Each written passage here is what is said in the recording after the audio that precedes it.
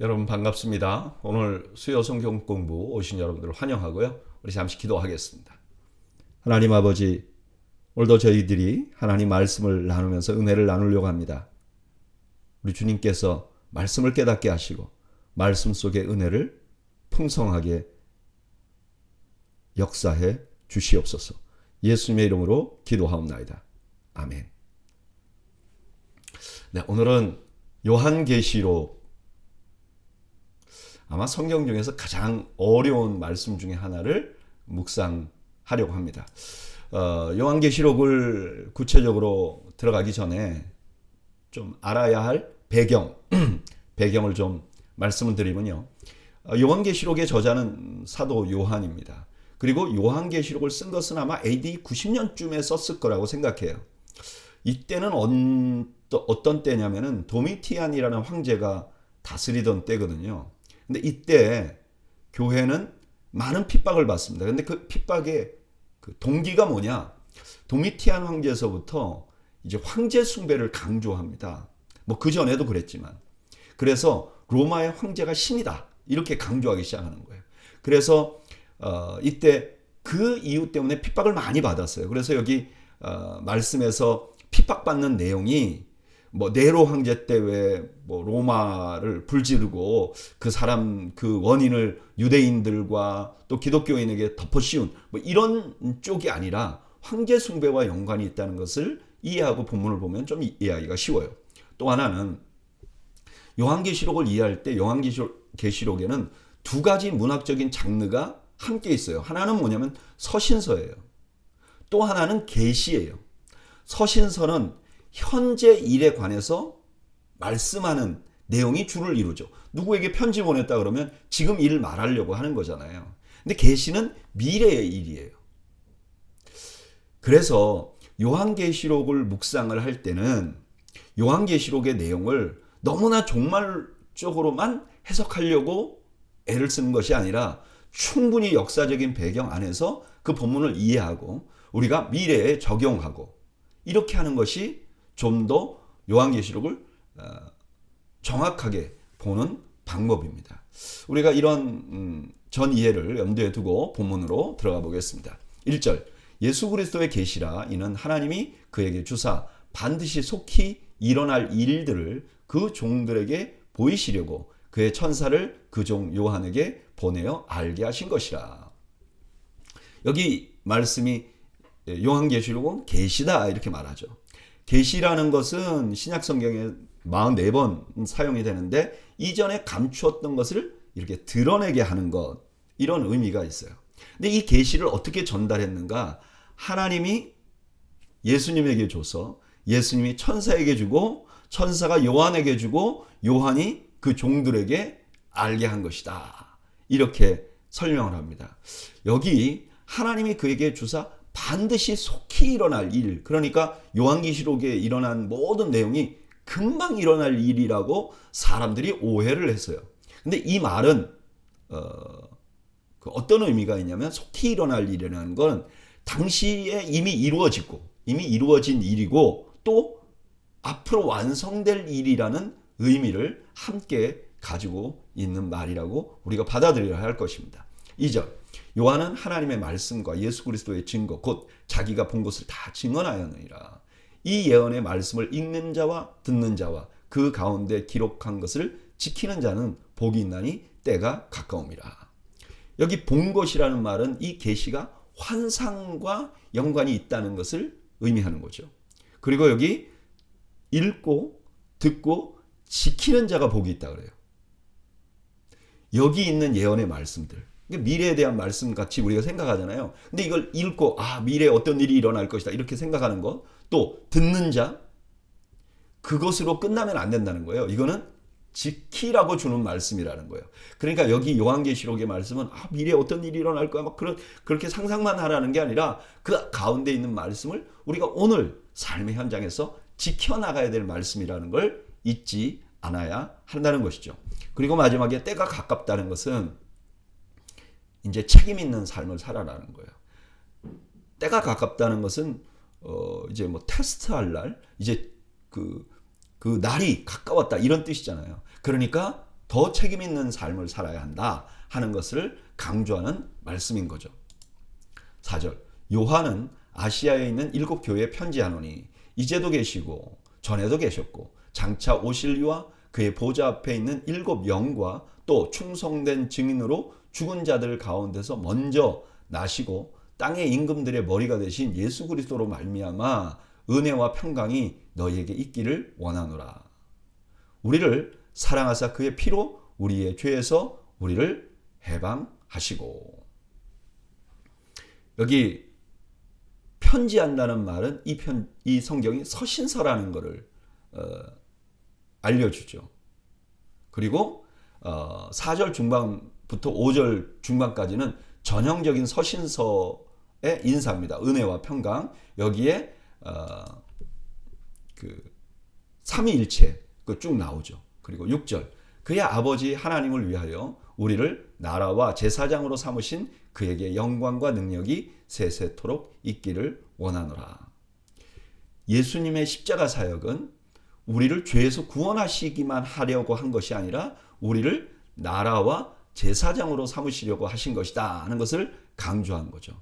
여기 나라는 단수, 제사장은 복수입니다. 그래서 이 말은 이런 의미죠. 베드로전서 2장 9절에 그러나 너희는 택하신 족속이요 왕 같은 제사장들이요. 그러니까 여기에 우리를 나라와 제사장으로 삼았다는 말은 우리를 왕 같은 제사장으로 삼았다 하는 의미를 담고 있는 것입니다. 7절 볼지어다 그가 구름을 타고 오시리라. 각 사람의 눈이 그를 보겠고 그를 찌른 자들도 볼 것이요 땅에 있는 모든 족속이 그로 말미암아 애곡하리니 그러하리라. 아멘. 주 하나님이 이르시되 나는 알파와 오메가라. 이제도 있고 전에도 있었고 장차 올 자요 전능한 자라 하시더라. 여기 우리가 볼지어다 구름을 타고 오실 것이다. 구름을 차처럼 타고 온다. 우리는 이렇게 상상하잖아요. 근데 이거는 구름을 타고 온다는 이 말은 구름과 함께 온다는 의미예요. 근데 구름이라는 것은 구약에서 하나님의 임재를 상징하는 거잖아요. 그러니까 하나님이 그곳에 임재하시면 거기서 구름이 있었다고요. 그러니까 임재하신다는 의미가 강한 거죠. 이제 모든 사람이 그분을 보고 특히 주님을 핍박하는 자들은 다 애국할 거라는 거예요. 그러니까 이거는 뭐죠? 심판의 날이 올 것이라는 것을 강조하는 거죠. 그리고 8절에는 하나님 자신을 소개하는데 알파와 오메가, 시작과 끝. 그러니까 창조자와 역사, 지금도 움직이는 역사의 주라는 사실을 강조하는 거죠. 아무리 어려워도 하나님은 지금 세상을 통치하고 있다라는 것을 강조하고 있는 것입니다. 오늘 본문은 요한계시록의 처음 부분이에요. 우리는 이 부분을 주로 유대인들의 핍박과 로마 황제의 숭배로 인해서 압박에 직면한 성도들의 입장에서 보아야 한다고 말씀을 드렸어요. 근데 이렇게 보면 이 말씀이 너무나 놀라운 말씀이에요. 그들이 신뢰하고 있는 분은 누구죠? 예수님이시잖아요. 예수님께서 여전히 그들 곁에 계셔서 지금 말씀하고 있는 거예요. 근데 그냥 말씀만 하는 게 아니라 세상을 통치하시고 다스릴 것이고요. 언젠가는 그 주님이 다시 오셔서 심판하실 거예요. 그러면 그때 예수님을 핍박했던 사람들은 후회가 가득할 거예요. 여러분 생각해 보세요. 이 말씀만 들어도 너무너무 용기가 나지 않았을까요? 그리고 마지막에 뭐라 그러죠? 하나님이 여전히 통치하고 계시다. 하나님은 알파와 오메가다. 사실 이 단순한 진리는 오늘을 사는 그리스도인들에게도 우리가 지금 살고 있는 고난과 고통을 견뎌 나갈 수 있는 힘과 견뎌 나가야 하는 이유를 주는 말씀이기도 하죠. 여러분, 우리가 그리스도인으로 살아가는 동안 우리는 너무나 많은 도전에 직면합니다. 마치 예수님이 이 땅에 계셨을 때 예수님에게 수많은 사람이 도전을 했고 마지막에는 그 옆구리를 창으로 찌르는 그런 군인들 같이 아픔과 고통을 주는 자들이 많았잖아요. 마찬가지로 우리 그리스도인들도 너무나 고통스러워 말도 하지 못할 그런 상황에 노출됩니다.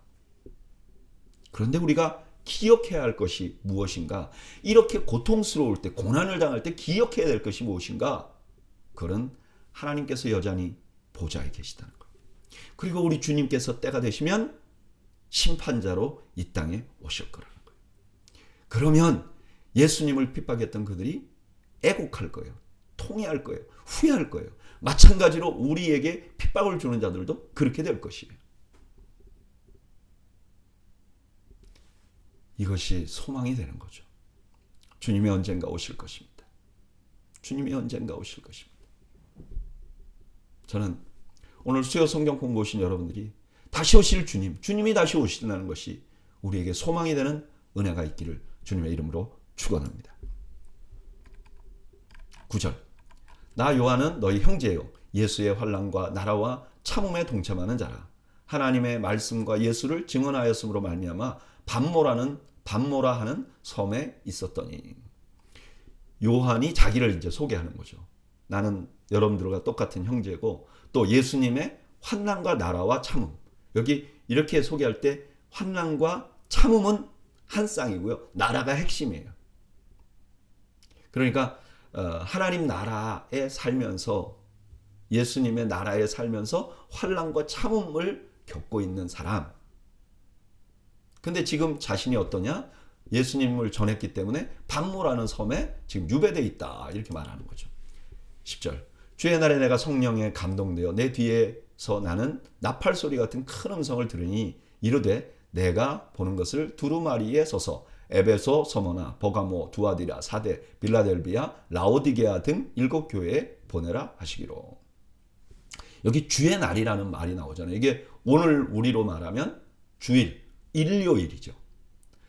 이 말 한마디가 초대교회 성도들이 주일날 모임을 했다는 것을 아주 강력하게 증거하는 증언 중에 하나예요. 근데 이때 성령에 감동됐어요. 근데 자기 뒤에 나팔 소리 같은 소리가 들려요. 나팔 소리는요, 하나님의 현현을 알리는 소리예요. 그리고 그 음성이 들렸는데 그 첫 음성이 뭐냐면은 지금 네가 보는 것을 두루마리에 써서 초대 7교회에 보내라. 그러니까 이 장면은요, 계시록이 무언가 미래를 위한 책이 아니라 어떤 신학적인 책이 아니라 지금 현재 교회들에게 꼭 필요한 말씀을 기록한 것이다 하는 증거를 갖게 되는 거죠. 그러니까 어떻게 보면 요한계시록은요, 목회적인 책이에요. 12절. 몸을 돌이켜 나에게 말한 음성을 알아보려고 돌이킬 때에 7 금촛대를 보았는데 촛대 사이에 인자 같은 이가 발에 끌리는 옷을 입고 가슴에 금띠를 띠고. 여기 7 금촛대는 교회를 의미하는 것 같아요. 그리고 거기에 인자 같은 이가 있다 그래요. 이 인자는 다니엘서 7장 13절에 나오는 메시아의 모습이죠. 내가 또 밤 환상 중에 보니 인자 같은 이가 하늘 구름을 타고 와서 옛적부터 항상 계신 이에게 나아가. 여기 옛적부터 항상 계신 이는 하나님을 의미하는 거고, 그 다음에 인자 같은 이가 메시아죠.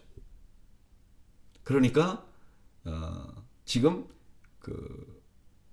요한은 다니엘서가 예언한 그 인자 같은 이가 오시는 거예요. 근데 그 옷은 제사장의 옷 같은 옷을 입고 있다는 거죠. 14절. 그의 머리와 털의 희기가 흰 양털 같고 눈 같으며 그의 눈은 불꽃 같고 그의 발은 풀무불에 단련한 빛난 주석 같고 그의 음성은 많은 물소리와 같으며. 다니엘서 7장 9절에 보면 이거 하나님을 묘사하는 말씀이에요. 내가 보니 왕좌가 놓이고 옛적부터 항상 계신 이가 좌정하셨는데, 아까 하나님이라고 그랬죠. 그의 옷은 희기가 눈 같고 그의 머리털은 깨끗한 양의 털 같고. 지금 요한이 환상을 봤는데 거기에 과거의 메시아의 모습이 보는데 그의 메시아의 모습이 꼭 과거의 하나님을 묘사한 묘사와 똑같은 모습이라고 지금 기록하고 있는 거죠. 16절. 그의 오른손에 7 별이 있고 그의 입에 좌우에 날성 검이 나오고 그 얼굴은 해가 힘있게 비치는 것 같더라.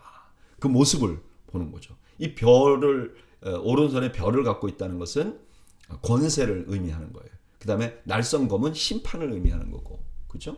빛난 얼굴은 영광을 의미하는 거예요. 이런 분이 나타났다. 17절. 내가 볼 때 그의 발 앞에 엎드려져 죽은 자 같이 되매 그가 오른손을 내게 얹고 이르시되 두려워하지 말라. 나는 처음이요 마지막이니 곧 살아있는 자라 내가 전에 죽었었노라. 볼지어다 이제 세세토록 살아있어 사망과 음부의 열쇠를 가졌노니.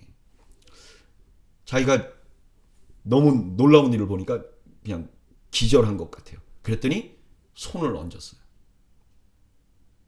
이 손을 얹는다는 것은 치유와 사랑의 터치죠. 다니엘서 10장 10절에 한 손이 있어 나를 어루만지기로 내가 떨었더니 이런 말씀이 나와요.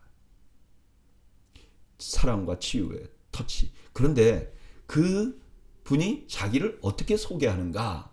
나는 처음이요 마지막이니. 이건 하나님을 소개하는 거잖아요. 근데 뭐라 그러느냐? 곧 살아있는 자라 내가 전에 죽었었노라. 이건 누구죠? 예수님이죠. 그러니까 예수님이 스스로 뭐라고 말하는가? 나는 처음이요 마지막이다. 내가 곧 하나님이다. 라고 소개를 하고 있는 거죠. 19절. 그러므로 내가 본 것과 지금 있는 일과 장차 될 일을 기록하라. 내가 본 것은 내 오른손의 7별의 비밀과 또 7 금촛대라. 7별은 7 교회의 사자요 7 촛대는 7 교회니라. 지금 자기가 본 것이 지금 있는 일과 장차 될 일이라는 거예요. 그러니까 지금 있는 일도 있고 장차 될 일도 있다는 거예요.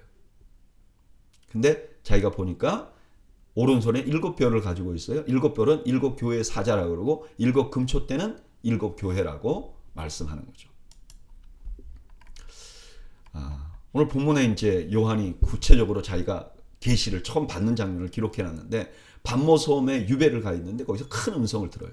근데 자신에게 그 음성을 전해준 분이 인자 같은 이였어요. 이 인자 같은 이는 다니엘서의 메시아를 의미하는 바로 그분이었죠. 근데 그분이 자기를 소개하기를 이렇게 말해요. 난 처음이요 나중이라.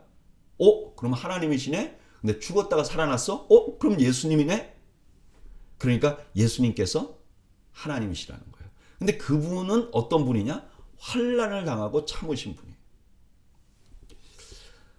이 한마디가 요한에게는 아마 이제까지 당한 모든 고난을 다르게 보게 하는 그런 어떤 전환기가 되었을 거예요. 요한은 이때까지 이렇게 생각했겠죠. 나는 고난을 당한다. 그러면 이걸 잘 이겨야지. 그래서 영광을 얻어야지. 그러니까 이제 고난과 영광을 이렇게 분리해서 생각한 거죠. 근데 오늘 본문에 보니까 고난은 어떤 영광을 위해서 가는 그런 과정이 아니라 고난 자체가 예수님처럼 영광스럽게 살고 있다는 증거가 된다는 거예요. 그러니까 고난은 버려진 증거가 아니라 영광스럽게 살고 있다는 증거라는 거예요.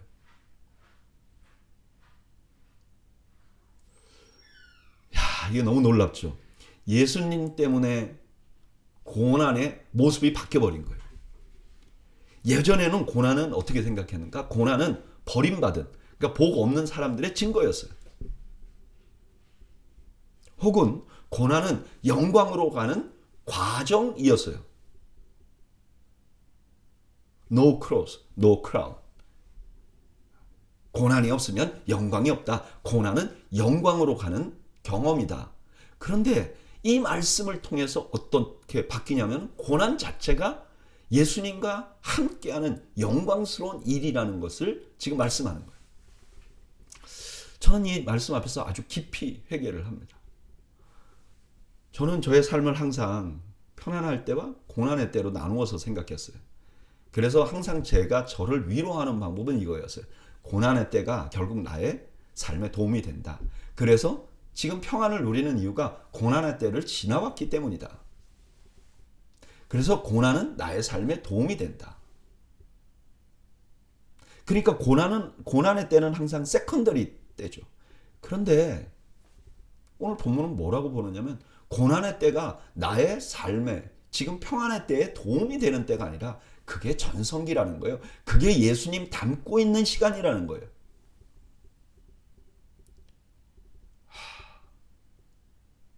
그러니까 고난의 때가 더 영광스럽고 가치 있는 때가 된 거죠. 생각해보면 그게 맞아요. 내가 고난 때 주님과 더 가까이 있었어요. 주님의 은혜를 더 많이 누렸어요. 그래서 우리는 고난의 때를 지나온 것을, 고난의 때를 경험한 것에 대해서 감사해야 되는 거죠. 고난의 때를 지나서 지금 평안의 때를 얻었기 때문에 감사한 게 아니라, 평안만 누린 게 아니라 고난을 경험했음을 감사해야죠. 저는 오늘 수요 성경 공부 오신 여러분들이 고난에 감사하는 그런 은혜를 누리기를 주님의 이름으로 축원합니다. 자, 이제 교회들에 관한 구체적인 말씀이 나와요. 1절, 에베소 교회 사자에게 편지하라. 오른손에 있는 7별을 붙잡고 7 금촛대 사이를 거느시는 이가 이르시되. 첫 번째 교회가 에베소 교회. 에베소는 아담의 신을 열심히 섬기는 곳이었어요. 바울이 개척을 했고요. 후에 디모데가 목회했고, 아마 요한도 여기에 유배 후에 머물렀던, 이게 지금 반모섬에 유배 갔다가 나중에 머물렀던 곳이에요. 그 에베소 교회 사자에게 편지하라. 여기 사자라는 말은 천사라는 말하고 동일한 거죠. 에베소 교회 천사, 즉 다시 말하면 에베소 교회들에게 지금 말을 하고 있다는 거예요. 그러면서 뭐라고 그러냐? 예수님 자신을 소개하는데 7별을 잡고 있다. 이거는 7별은 아까 교회라고 그랬잖아요. 그러니까 교회를 붙들고 있는 자, 그러니까 교회의 주권자 되시는 예수님께서 말씀하신다. 2절, 내가 내 행위와 수고와 내 인내를 알고 또한 악한 자들을 용납하지 아니한 것과 자칭 사도라 하되 아닌 자들을 시험하여 그의 거짓된 것을 내가 드러낸 것과 내가 참고 내 이름을 위하여 견디고 게으르지 아니한 것을 아노라. 엄청난 칭찬을 하시죠. 첫 번째 에베소 교회, 행위는 경건해요. 수고는 노력과 인내가 있어요. 그 다음에 악한 자는 거짓 선생들인데 그런 사람들을 다 잘 구별해요. 그리고 고난이 오면 잘 견뎌요. 그러면서 게으르지 않고 신앙을 역동적으로 살아가요. 얼마나 좋은 얘기입니까? 4절, 그러나 너를 책망할 것이 있나니 너의 처음 사랑을 버렸느니라. 그러므로 어디서 떨어졌는지를 생각하고 회개하여 처음 행위를 가지라. 만일 그리하지 아니하고 회개하지 아니하면 내가 내게 가서 내 촛대를 그 자리에서 옮기리라. 책망이 나오는데 책망의 첫 음성이 뭐죠? 처음 사랑을 버렸다. 여기 처음 사랑은 하나님에 대한 사랑과 또 성도들에 대한 사랑을 동시에 의미하는 거예요. 근데 제 경험을 보면요, 하나님에 대해서 막 뜨거울 때는 성도들에게도 사랑을 많이 줬어요. 그러면서 뭐라 그러냐? 회개하라. 처음으로 돌아가라. 만일 그렇지 않으면 촛대를 옮기겠다. 촛대를 옮긴다는 것은 뭐냐? 아예 교회가 아니다. 교회로서의 지위를 상실하게 만들겠다. 이렇게 말하죠.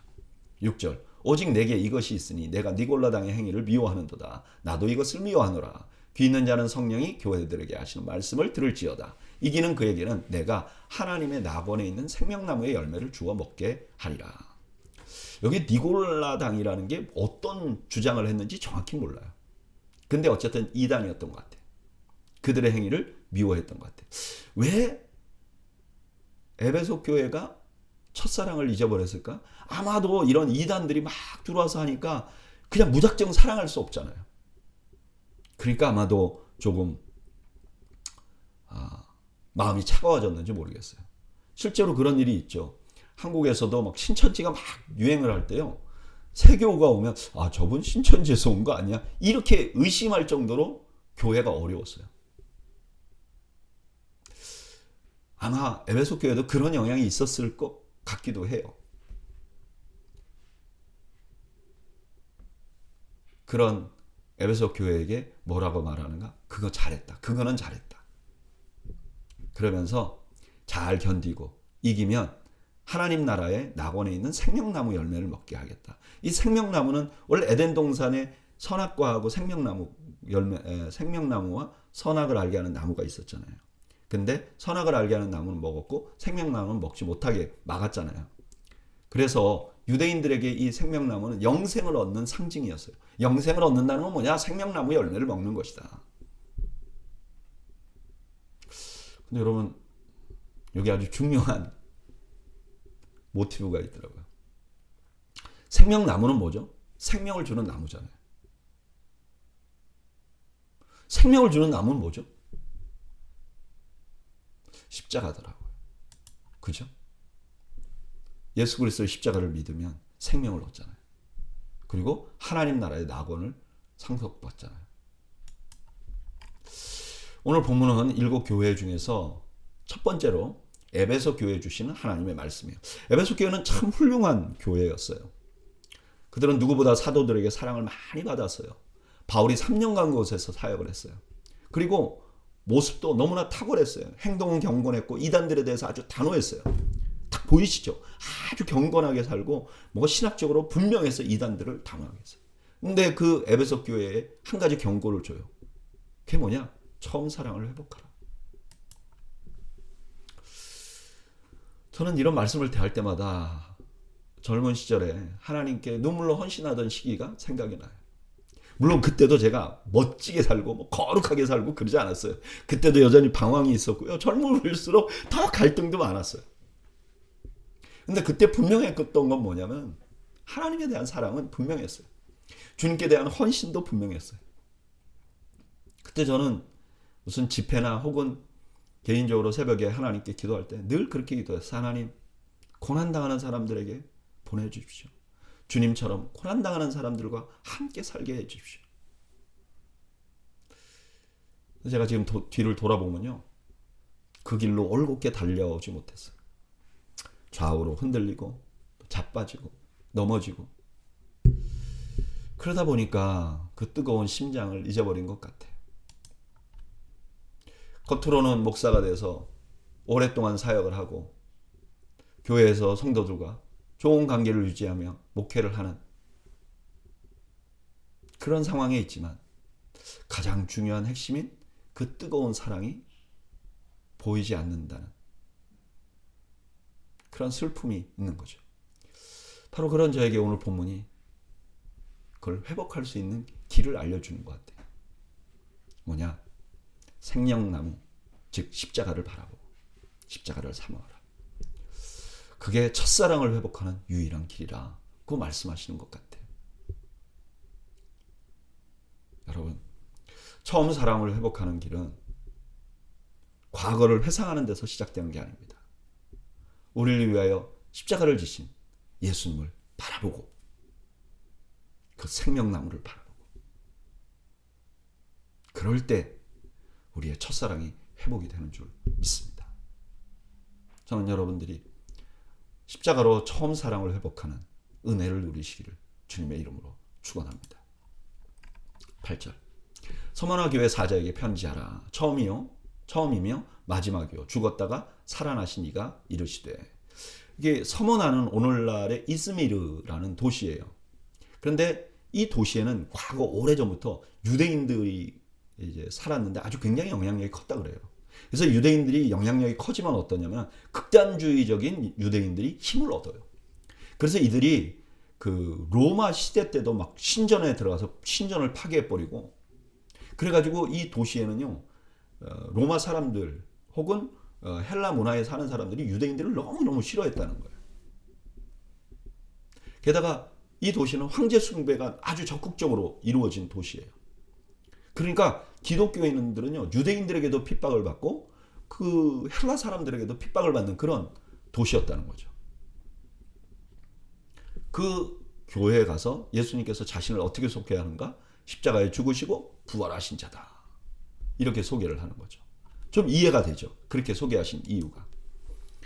내가 내 환난과 궁핍을 알거니와 실상은 내가 부여한 자라. 자칭 유대인이라 하는 자들의 비방도 알거니와 실상은 유대인이 아니요 사탄의 회당이라. 그 서머나 교회에 예수님이 말씀하시는데 책망이 없어요. 먼저 뭐라 그러냐? 너 환난과 궁핍 당하는 거 내가 안다. 근데 너희들은 진짜는 부유한 사람들이야. 그리고 저기 유대인들이라고 하는 자들 저건 사탄의 회당들이야. 너희들 주눅들지 마. 이렇게 말씀하시는 거죠. 10절 너는 장차 받을 고난을 두려워하지 말라. 볼지어다 마귀가 장차 너희 가운데서 몇 사람을 옥에 던져 시험을 받게 하리니 너희가 10일 동안 환난을 받으리라. 내가 죽도록 충성하라. 그리하면 내가 생명의 관을 내게 주리라. 지금도 고난을 받고 있지만 앞으로도 고난이 예상돼요. 근데 두려워하지 말라는 거예요. 그러면서 이렇게 말해요. 마귀가 너희들을 감옥에 던질 것이다. 시험을 받게 할 것이다. 그게 10일 동안 환난을 받을 것이다. 이게 무슨 딱 열흘만 환난을 받는다 이런 뜻이 아니고, 다니엘서 1장 12절에 보면 다니엘이 열흘 동안 자기를 시험해 갖고 채식을 먹게 해달라고 했잖아요. 그러니까 이 열흘이라는 건 어떤 시험의 시기, 그런 시기를 지나갈 것이다. 근데 이거는 제한이 있어. 시험을 받을 것이야. 지금 말고 앞으로도 너희들에게 고난이 올 것이야. 핍박이 올 것이야. 그러나 그것은 제한이 있을 것이야. 이렇게 말씀하는 거죠. 그리고 그 가운데서도 죽도록 충성하면 생명의 관을 줄 것이다. 여기 관은 뭐 왕관 같은 게 아니라 그 월계관 있잖아요. 마라톤 하면 주는 그런 관을, 승리한 관을 내게 줄 것이다. 이렇게 말씀하는 거죠. 11절. 귀 있는 자는 성령이 교회들에게 하시는 말씀을 들을지어다. 이기는 자는 둘째 사망의 해를 받지 아니하리라. 그 핍박을 잘 이기면 둘째 사망, 즉 영원한 죽음에 임하지 않을 것이다. 우리에겐 두 가지 죽음이 있죠. 첫째는 육체가 죽는 것, 그 다음에 영원한 죽음이 있는데, 육체가 죽기는 죽을 수 있지만 영원한 죽음에는 이르지 않을 것이다 라고 말하는 거죠. 12절. 버가모 교회 사자에게 편지하라. 좌우에 날선 검을 가진 이가 이르시되. 이 버가모는 조금 달라요. 어떠냐? 상당히 부유한 도시였어요. 그리고 굉장히 지적인 도시였어요. 게다가 굉장히 종교적인 도시였어요. 20만 권의 장소를 가진 도서관이 있는 지적인 도시였고, 또 신전들이 어마어마하게 많은, 신전이 많은 도시였어요. 근데 거기에 좌우에 날선 검을 가지신 이 좌우에 날선 검이라는 건 뭐죠? 검이 이제 칼이 이렇게 있으면, 칼이 있으면 이쪽 면에도 아주 날이 서 있고 이쪽 면에도 날이 서 있는 그런 칼을 의미하는 거예요. 이게 로마의 상징이거든요. 로마의 상징은 그 검을 이렇게 세워요. 그러니까 이 검을 가지고 있다. 이건 권력의 상징인데 예수님이 자신이 그 권력을 가지고 있다는 걸 보여주는 거죠. 13절. 내가 어디에 사는지 내가 아노니 거기는 사탄의 권자가 있는 데라. 내가 내 이름을 굳게 잡아서 내 충성된 증인 안디바가 너희 가운데 곧 사탄이 사는 곳에서 죽임을 당할 때에도 나를 믿는 믿음을 저버리지 아니하였도다. 세 가지를 아는데, 그들이 사는 곳을 알고 그들의 믿음을 잘 갖고 있는 것도 알고 박해에서 배교하지 않는 것도 안다는 거예요. 여기 안디바가 누군지는 잘 몰라요. 아무도. 14절. 그러나 내가 내게 두어 가지 책망할 것이 있나니 거기 내게 발람의 교훈을 지키는 자들이 있도다. 발람이 발락을 가리켜 이스라엘 자손 앞에 걸림돌을 놓아 우상의 제물을 먹게 하였고 또 행음하게 하였느니라. 이와 같이 내게도 니골라당의 교훈을 지키는 자들이 있도다. 아마도 여기 발람의 교훈을 지키는 자들이 누군지는 잘 몰라요. 근데 발람이 뭐 했죠? 여인들, 발락에게 여인들을 가지고 이 유대인들을 이렇게 유혹하라고, 이스라엘 백성들을 유혹하라고 가르쳤잖아요. 그러니까 아마도 이 그 발람의 교훈을 지키는 사람들이라는 것은 교인들에게 아이고 도덕적으로 그럴 필요 없어. 그냥 뭐 음행해도 돼. 이렇게 가르치는 사람들이 있었다는 거죠. 그리고 그걸 따르는 사람들이 있었다는 거예요. 에베소 교회는 니골라당을 배척했는데 이 교회에서는 그런 일이 있었다는 거예요. 16절.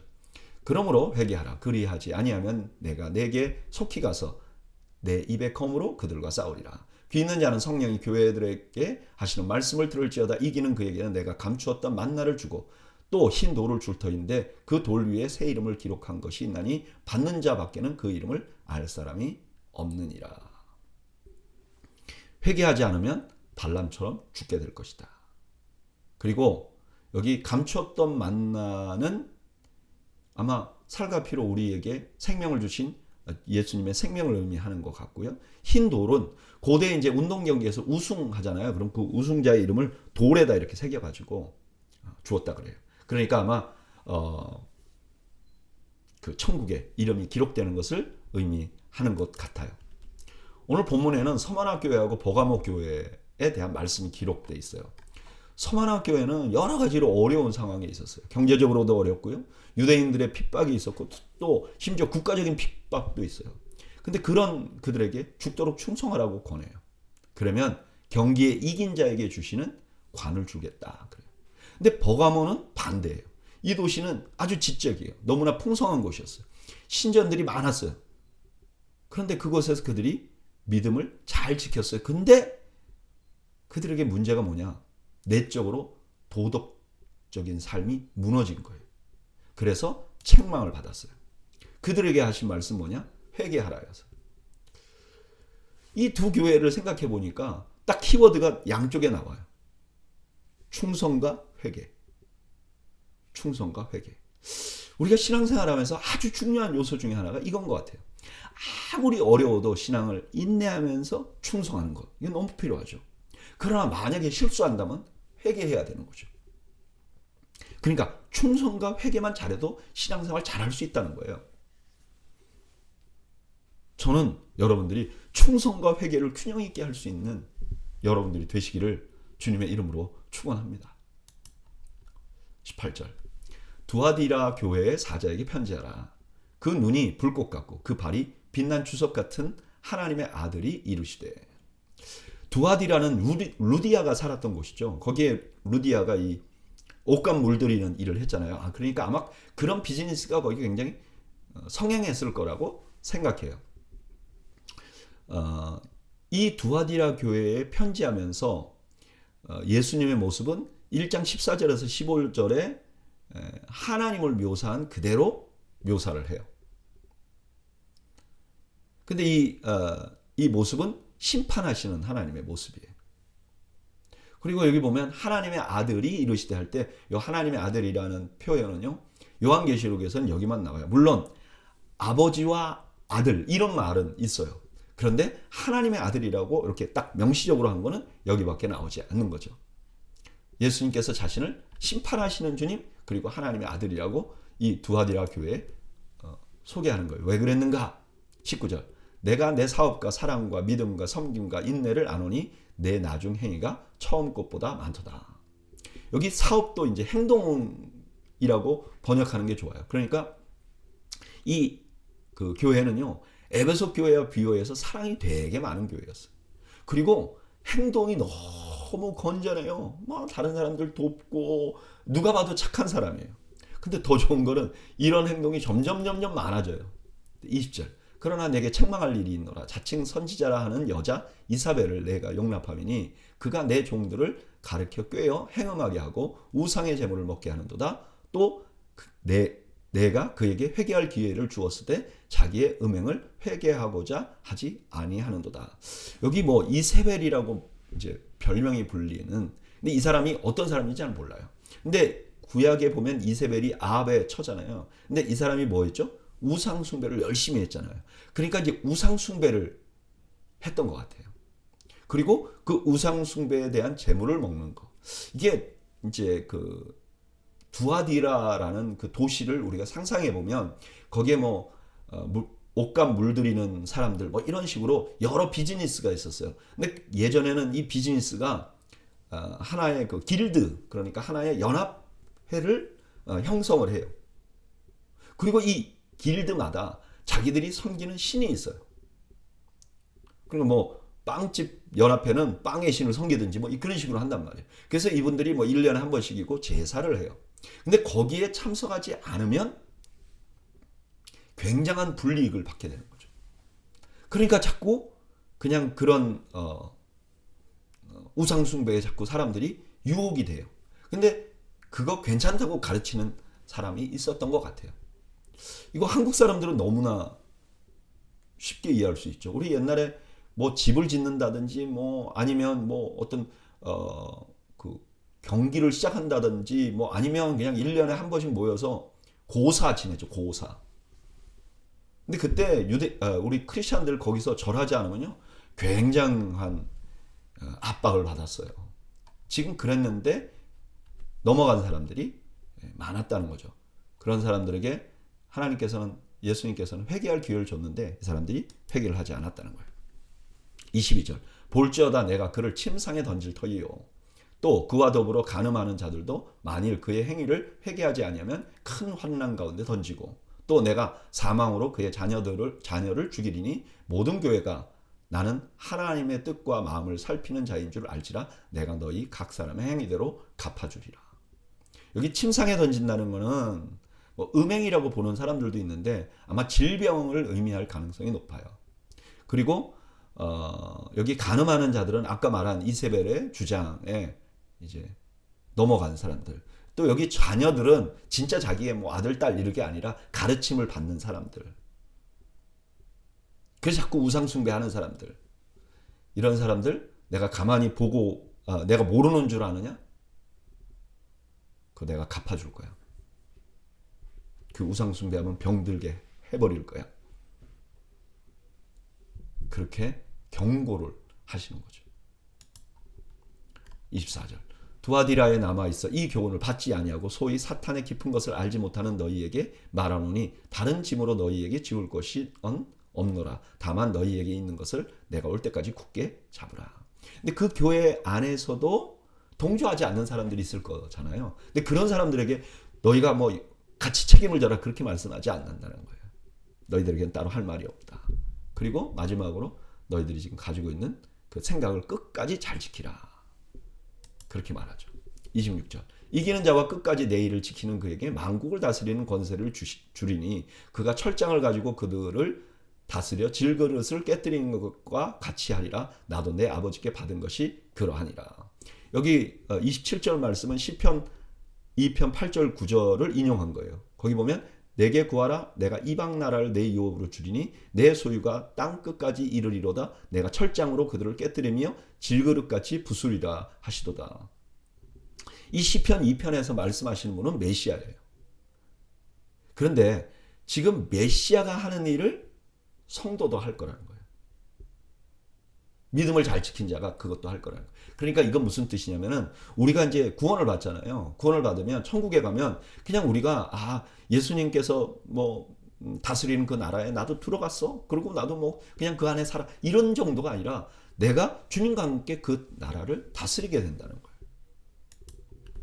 28절. 내가 또 그에게 새벽별을 주리라. 귀 있는 자는 성령이 교회들에게 하시는 말씀을 들을지어다. 여기 새벽별은 민수기 24장 17절에서 발람의 예언 안에서 사용된 말이에요. 거기 보면 이런 말이 있어요. 내가 그를 보아도 이때의 일이 아니며 내가 그를 바라보아도 가까운 일이 아니로다. 그 다음에 뭐라 그러냐면 한 별이 야곱에게서 나오고 한 규가 이스라엘에게서 나오고. 그래서 이 별이라는 거가 규하고 똑같아요. 이 규는 왕의 그 지팡이를 의미하는 거죠. 그러니까 이거는 권력이에요. 그러니까 왕권을 의미하는 거예요. 그러니까 너희가 이기면 천국에서 왕권을 가지고 살게 될 것이다. 왕권에 대한 이야기를 하고 있는 거죠. 오늘 본문에는 두아디라 교회에 대한 주님의 말씀이 담겨 있어요. 두아디라 교회는 너무나 선했어요. 주위에 누가 봐도 착하게 살아온 사람들이에요.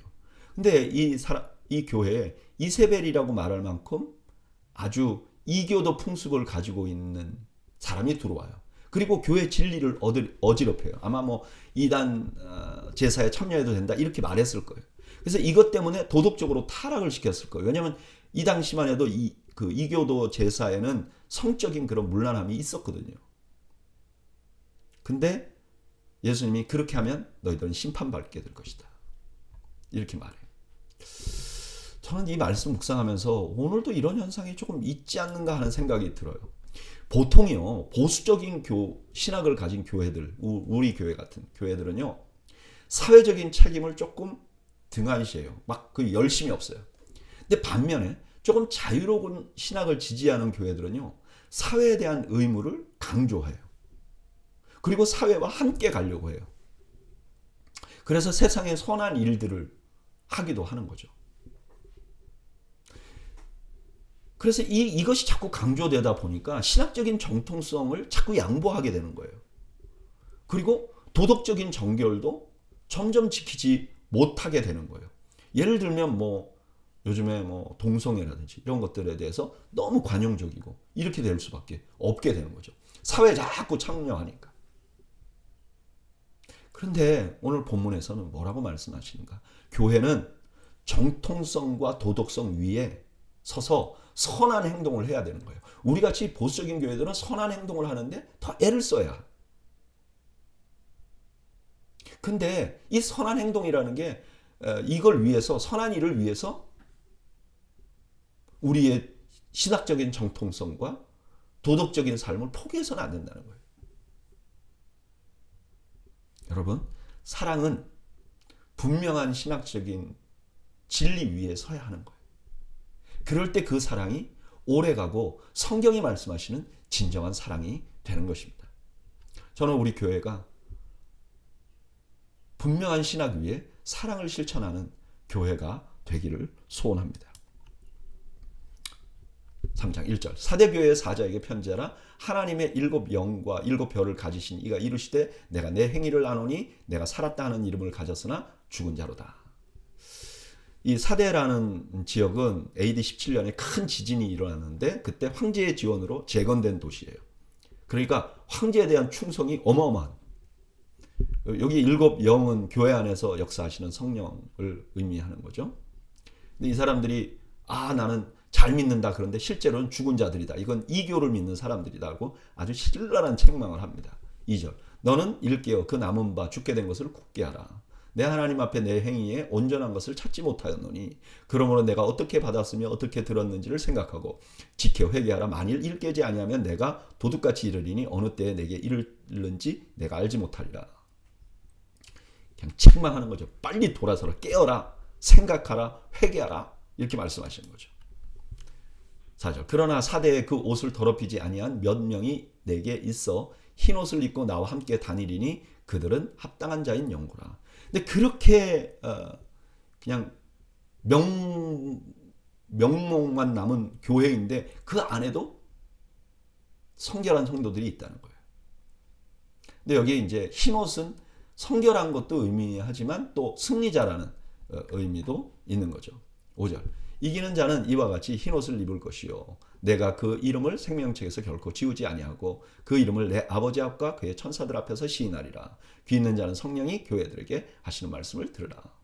이 마지막 부분은 주님께서 하신 말씀에 뭐라 그러시죠? 너희들 그 사탄이 하늘에 떨어지는 거, 너희가 이적을 행한 거에 기뻐하지 말고 너희 이름이 하늘에 기록된 것으로 기뻐하라. 그 말씀을 말씀하시는 거죠. 7절 필라델피아 교회의 사자에게 편지하라. 거룩하고 진실하사 다윗의 열쇠를 가지신 이 곧 열면 닫을 사람이 없고 닫으면 열 사람이 없는 그가 이르시되. 여기 필라델피아는 사대와 아주 가까이 있어요. 그래서 같은 지진을 경험해요. 게다가 이 지역은요 포도주가 많이 생산돼 갖고 술의 신 디오니소스를 경배하는 그런 지역이었어요. 근데 이 지역에 관해서 예수님 뭐라 그러냐? 나는 다윗의 열쇠를 가지고 있다. 이 다윗의 열쇠, 이 열쇠라는 말은 예수님이 이미 하신 말씀이죠.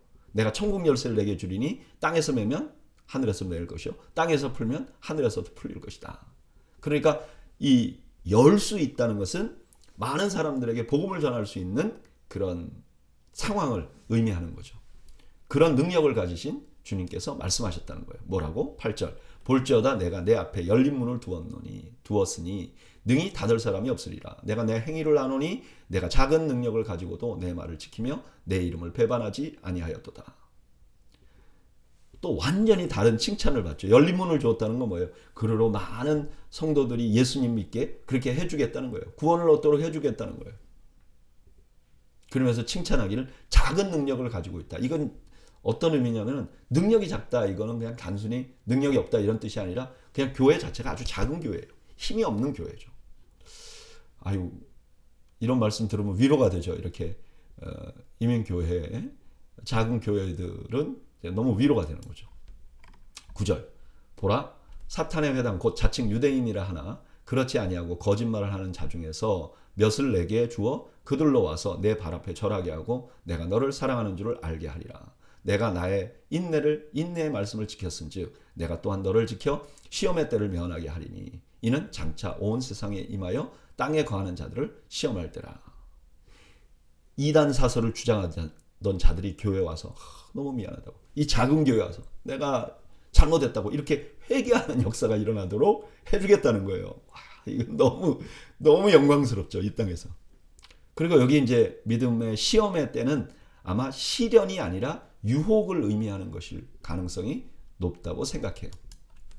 11절 내가 속히 오리니 내가 가진 것을 굳게 잡아 아무도 내 면류관을 빼앗지 못하게 하라.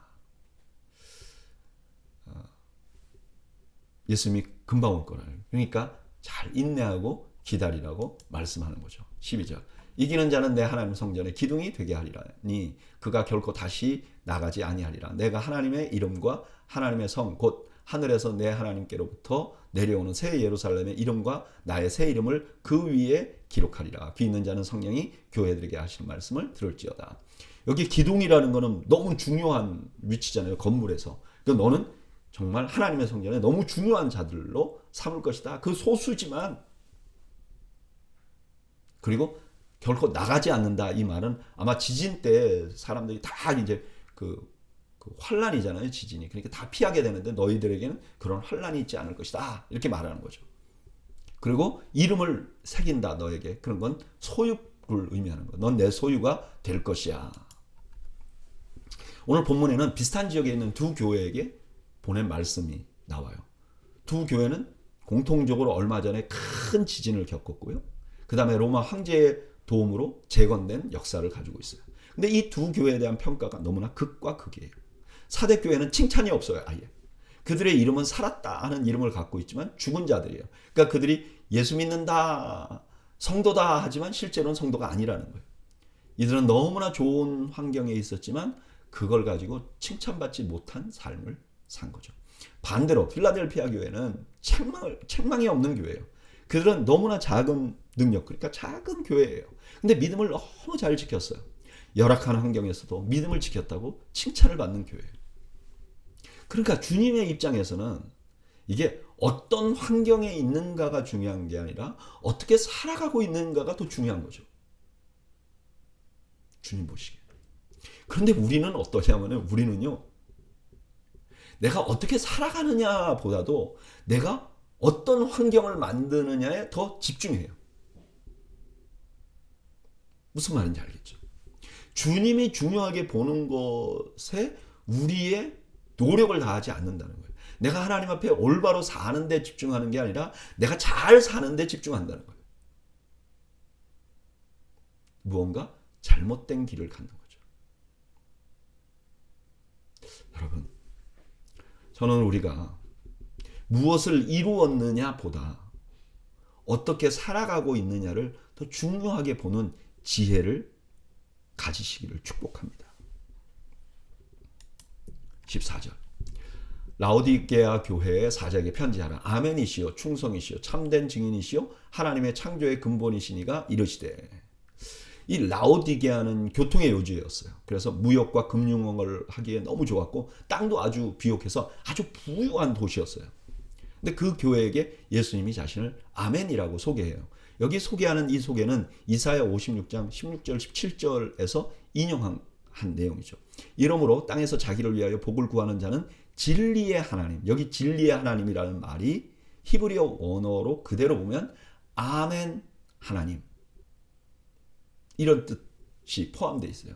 그리고 맨 뒤에 17절에 뭐라 그러냐? 보라 내가 새하늘과 새 땅을 창조하나니. 그러니까 창조주라는 거예요.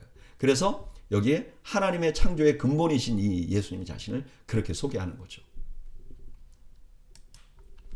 15절. 내가 내 행위를 아노니 내가 차지도 아니하고 뜨겁지도 아니하도다. 내가 차든지 뜨겁든지 하기를 원하노라. 내가 이같이 미지근하여 뜨겁지도 아니하고 차지도 아니하니 내 입에서 너를 토하여 버리리라. 이 라오디게아가 굉장히 부유한 도시이긴 하는데 물이 많지는 않았던 것 같아요. 그래서 이 라오디게아 교회는 주변에 있는 도시들에서 물을 이렇게 끌어와서 사용을 했다고 그래요. 그래서 라오디게아 근처에 히에라볼리에는 온천이 있었고, 그 다음에 골로새에는 이제 생수가 있었는 찬물, 우리 음료하는 음료물이 있었다고 그래요. 그래서 이거를 이렇게 끌어오는데 온천물은 뭐 하는 데 쓰냐? 치유하는 데 쓰는 거죠. 식수로 사용하지는 않았던 거죠. 근데 이 온천물이 식어버리면 어떻게 되느냐? 식수로 사용할 수는 없게 되는 거죠. 먹을 수는 없어요. 그 안에 들어있는 어떤 것 때문에 먹기는 음료로 사용하기는 어려워요. 그래서 미지근하면 토할 수밖에 없는 거죠. 근데 이거는 뭐를 묘사하는 것이냐? 내 행위를 묘사하는 거예요. 그러니까 행위가 뜨겁지도 않고 차지도 않다 하는 말은 아마 우유부단한 신앙에 분명한 결단이 없는 행동의 열매가 없는 뭐 교회 다니면 다니면 뭐안 오면 뭐 이런 이렇게 그냥 우유부단한 모습을 가지고 있는 것을 지적하는 것 같아요. 17절.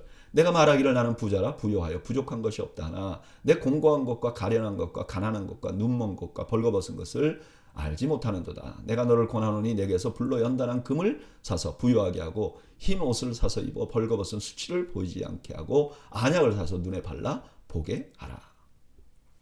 이들이 이렇게 미지근했던 이유는 뭐냐? 부유해서. 그러니까 그냥 괜찮은 거예요. 부유하니까. 그런데 이 사람을 영적으로 보면 너무 가련한 상황이라는 거예요. 그래서 그들에게 뭐라 그러냐? 불로 연단한 금, 뭐죠? 시련을 사라는 거예요. 그리고 흰옷은 정결한 생활을. 가만히 있으니까 아무도 도전 안 하잖아요. 그러니까 신앙을 분명히 말해서 시련을 받고 그 다음에 흰옷은 삶을 정결하게 하고 그 다음에 안약은 뭐예요? 자신들의 현실을 좀 제대로 보라는 거예요. 회개하라는 거죠. 19절. 물은 내가 사랑하는 자를 책망하여 징계하노니 그러므로 내가 열심을 내라 회개하라. 볼지어다 내가 문 밖에 서서 두드리려니 누구든지 내 음성을 듣고 문을 열면 내가 그에게로 들어가서 그와 더불어 먹고 그는 나와 더불어 먹으리라. 미지근했던 그들이 회복해야 될 게 뭐냐? 열심을 내야 될 게 뭐냐? 회개하라는 거예요. 회개를 그냥 하는 게 아니라 열심히 하라는 거예요. 그러면 우리 주님께서 교제를 회복해 주시겠다는 거예요. 21절. 이기는 그에게는 내가 내 보좌에 함께 앉게 하여 주기를 내가 이기고 보좌에 함께 앉은 것 같이 하리라. 귀 있는 자는 성령이 교회들에게 하신 말씀을 들을지어다. 예수님이 보좌 우편에 앉은 것처럼 그렇게 해주겠다는 거예요. 그렇게 제발 그렇게 해달라. 회개하라. 이렇게 말씀하시는 거죠. 라오디게아 교회는 물질적으로 부유했어요. 그런데 이게 도리어 삶의 결단을 하지 못하게 만들었고 미지근한 신앙이 되는 원인이 됐어요. 그런데 그들에게 주님은 뜨거운 마음으로 회개하라고 권하고 있어요. 저는 이 라오디게아 교회에 주는 이 말씀이야말로 오늘 현대를 사는 그리스도인들에게 너무나 필요한 말씀이라는 생각이 듭니다. 여러분 우리는요. 요즘 뭐 먹고 살기 힘들다. 물가가 너무 올랐다. 그러나 우리는 물질적으로 너무 풍요한 시대를 살아요. 그리고 특별히 우리 교회가 살고 있는 이 실리콘밸리는 그래도 다른 어떤 곳보다 풍요로운 곳이에요. 그러니까 이렇게 풍요로우니까 많은 사람들이 우리가 신앙적으로도 괜찮은 상황에 있다고 착각하는 거예요. 풍요가 내 신앙적으로 내가 괜찮은 것이라고 착각하게 만들고 심지어 기복적인 신앙을 가진 분들은요. 그냥 삶이 평안하면 아우 하나님이 나를 기뻐하시는가 봐 이렇게까지 착각해요. 그것 때문에 회개를 열심히 해야 된다는 개념 자체를 잃어버린 상황이 된 거죠. 그래서 어때요? 심각한 죄를 짓지 않으면 회개 안 해요. 그리고 회개라는 걸 말하면 뭐라 그러냐면 마음에 동해야 하는 것이라고 생각해요. 아니요. 회개는 열심히 해야 될 거예요. 내 죄가 어디 있는지 찾고 그것 때문에 하나님 앞에 열정적으로 용서해달라고 비는 거예요. 이게 회개예요. 열심히 회개해라고 그래요. 우리가 이 땅에서 열심히 해야 될 건 일이 아니고 회개라는 거예요. 저는 우리 더이 교회가 이 실리콘밸리 한가운데 있잖아요. 저는 우리가 겉으로 부유함 때문에 겉으로 잘 사는 일 때문에 신앙을 잃어버리는 그들에게 진정한 가치는 진리에 있다는 것을 선포하는 교회가 되기를 바라요. 좀 어렵고 힘들더라도 바른 길을 알려주기를 원해요. 그래야 살기 때문에 그래야 하나님 앞에 칭찬받는 인생이 되기 때문이죠. 오늘 수요 성경 공부 오신 여러분, 내가 평안하다? 내가 큰 어려움이 없다는 것 때문에 나의 영적인 생활을 나태하게 갖는 그런 잘못을 범하지 않기를 바랍니다. 시간이 되면 늘 말씀 앞에 우리를 돌아보고 회개에 열심을 내는 저와 여러분들이 되시기를 축복합니다. 기도하겠습니다.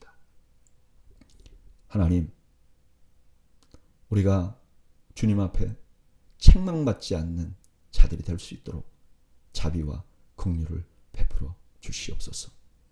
예수님의 이름으로 기도하옵나이다. 아멘. 이상으로 오늘 수요 성경 공부를 모두 마쳤습니다. 여러분들 가정에, 여러분들 마음에 오늘 저녁에 주님께서 주시는 평강이 가득하시기를 주님의 이름으로 축원합니다. 감사합니다.